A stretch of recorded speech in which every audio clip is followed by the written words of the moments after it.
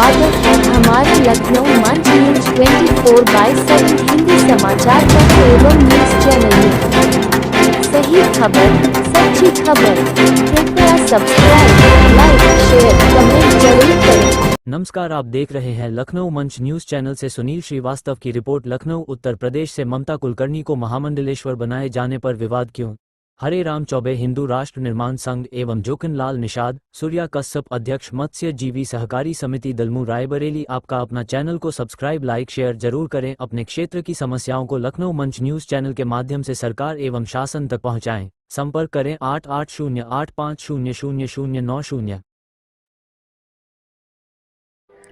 चौबे जी, ये बताइए कि जिस तरीके से ममता कुलकर्णी ने महामंडलेश्वर का एक चोला पहना है, उसके बारे में आपका क्या राय है? उन्होंने कहाँ से दीक्षा और शिक्षा कहाँ से ली है? सबसे पहली बात ये है कि कहा जाता है और शास्त्र भी कहता है कि शस्त्र उसी को दिया जाता है जिसको कि शास्त्र का ज्ञान है।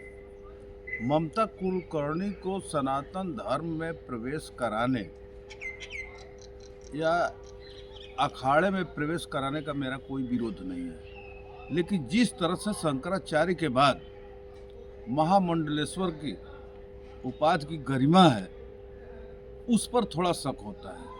क्यों?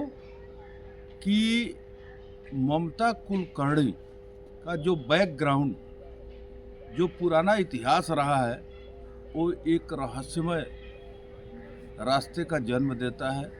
इस पर मेरा आपत्ति है। अगर हो सकता है कि जो महामंडलेश्वर की उपाधि पाने के लिए जो योग्यता निर्धारित की गई है हमारे शास्त्रों में, चाहे जगत गुरु शंकराचार्य के द्वारा, अगर उस तरह की शिक्षा दीक्षा हुई हो तो मेरा कोई उस पर आपत्ति नहीं है। लेकिन सनातन धर्म का विश्व का सबसे बड़ा मेला का आयोजन, मेला क्या सम्मेलन का आयोजन जो कुंभ में किया गया है, जो इसकी गरिमा रही है, जो इसकी प्रतिष्ठा रही है, उसके आधार पर सबसे पहले मैं मीडिया के भाइयों से ये अनुरोध करूंगा कि इस सनातन के मंथन से जो विचार पैदा होता है, जो विश्व के कल्याणकारी विचार होता है, उसको न दिखा करके दो चार विभूति तो मैं नहीं कहूँगा, दो चार चेहरे को ये अपने टीवी चैनल के द्वारा दिखाते हैं। अब बताइए, मोनालिसा है, उसकी आंखें सुंदर हैं। ITN बाबा है जो 40 लाख का पैकेज छोड़ करके आए हैं। हाँ, अरसा अचरिया है, बहुत खूबसूरत है। उसी में ममता कुलकर्णी को ला करके अब ये सनातन का मजाक हो रहा है कि सनातन के मंथन से निकले हुए विचारों को दुनिया को देने का प्रयास किया जा रहा है। इस पर हमारा आपत्ति है। जिस तरह से शास्त्रों में वर्णित है कि वेद, पुराण और धार्मिक ग्रंथों का जिसको कि अध्ययन हो, संस्कृत का जिसको कि जानकारी हो, व्याकरण का जानकारी हो, उसको महामंडलेश्वर बनाया जाता है। इस तरह से जो शामिल किया गया है, अगर इस दायरे में वो नहीं आती है तो मुझे इस पर घोर आपत्ति है।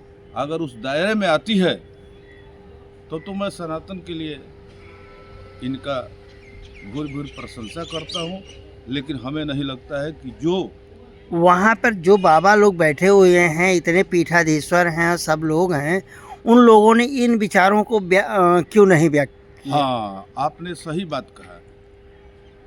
पहली बात तो ये है कि जो बाबा हैं, हमारे लोगों को पता नहीं है कि जो कि हिमालय के कंदराओं में तपस्या करते हैं, 12 साल के बाद जो है कुंभ मेला में आते हैं, अपना विचार देते हैं। उस विचार को वहाँ पर लोगों को दे रहे हैं, लेकिन मीडिया के लोग उस विचारों को प्रसारित नहीं कर रहे हैं। लेकिन ये जो है, कोई आई है फिल्म जगत से, कोई ITI कर आया है, तो कोई खूबसूरत आंखें लेकर के आया है। उसके प्रचार में लगता है कि मीडिया भी जो है विदेशी विचारों के गिरफ्त में आकर के सनातन को दुष्प्रचार कर रहा है। इस बात को मुझे चिंता है। और कुलकर्णी का जो इतिहास रहा है ड्रग माफिया से लेकर के और डी कंपनी का, कहीं ऐसा तो नहीं है कि इस कुंभ मेले में ऐसा भी विस्फोट हो कि जो हमारे सनातन के महत्व को कम करे। इस बात का मुझे खेद है। अगर इस तरीके से बाबाओं ने वहाँ पर उनका विरोध नहीं किया तो क्या कारण था? बाबाओं ने विरोध नहीं किया, किन्नर अखाड़े में गई है, और किन्नर अखाड़े में जो लोग रहते हैं आप सुने हैं? नहीं जानते हैं। किन्नर अखाड़े का उसमें महिला को जाने की क्या जरूरत थी? नहीं, किन्नर में महिला को जाने की क्या जरूरत थी? किसी अन्य अखाड़े में क्यों गई? ये बात बहुत ही चिंताजनक है कि किन्नर अखाड़े ने उनको समाहित किया, ठीक है, लेकिन महामंडलेश्वर का उपाधि दिया, ये रहस्यमय बना हुआ है। अगर ऐसा तो नहीं है कि उन्होंने किन्नर बनने की कोशिश की? ऐसा तो नहीं है कि उन्होंने किन्नर बनने की कोशिश की हो?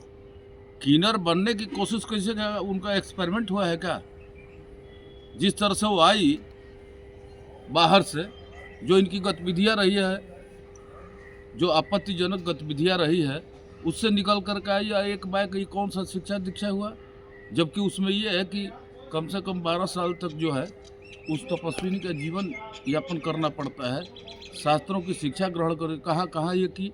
अगर की हो गुप्त रूप में तो अलग बातें हैं, लेकिन समाज के सामने उसका वो रूप नहीं आ रहा है। समाज के अंदर इसकी बड़ी चर्चाएं हो रही, जिसके लिए मैं ये कहना चाहता हूँ कि भारत सरकार इस पर जांच कराए कि अगर वास्तव में वो सनातन की ओर आकर्षित है और सनातन के प्रति इनकी आस्था है, तब तो ठीक है।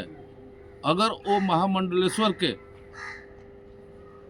जो योग्यताओं का माप तोल है, अगर उसके आधार पर इनका हुआ है, तो मैं इनका सराहना करता हूँ, समर्थन करता हूँ। अगर उस तरह का नहीं हुआ है तो मैं इसका विरोध करता हूँ और भारत सरकार से ये मांग करता हूँ कि इसकी जांच होनी चाहिए कि क्या हमारे सनातन को बदनाम करने के लिए इस तरह की कार्रवाई की गई है।